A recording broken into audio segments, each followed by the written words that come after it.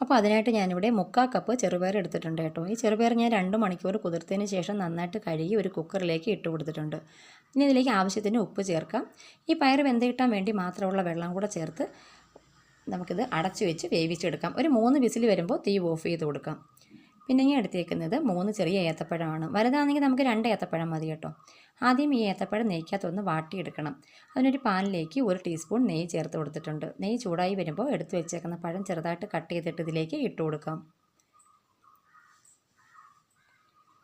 പഴം എല്ലാം ചേർത്ത് കൊടുത്തിട്ട് ഇനി മീഡിയം ഫ്ലെയിമിലിട്ടതൊന്ന് ഇളക്കി കൊടുക്കാം. പഴം കുറച്ചൊന്ന് വാടി വരുമ്പോൾ 1/2 കപ്പ് തേങ്ങയും കൂടി ഇതിലേക്ക് ഇട്ട് കൊടുക്കാം. തേങ്ങയും കൂടി ഇട്ട് കൊടുത്തിട്ട് നന്നായിട്ട് മിക്സ് ചെയ്തെടുക്കാം. ഇപ്പം ഞാൻ പഴം ചെറുതായിട്ട് ഇതുപോലെ ഒന്ന് ഉടച്ചെടുക്കുന്നുണ്ട് കേട്ടോ. ഒരുപാട് ഇത് ഉടച്ചെടുക്കണ്ട. അപ്പോൾ ഇത് ഇത്രയും മതി. ഇനി തീ ഓഫ് ചെയ്ത് കൊടുത്തിട്ട് മാറ്റി വയ്ക്കാം. ഇനി ഇതിലേക്ക് വേണ്ടുന്ന ശർക്കരപ്പാനി റെഡിയാക്കാം. അതിനൊരു പാനിലേക്ക് 1/2 കപ്പ് ശർക്കര ഇട്ട് കൊടുത്തിട്ടുണ്ട്. ഇനി 1/4 കപ്പ് വെള്ളം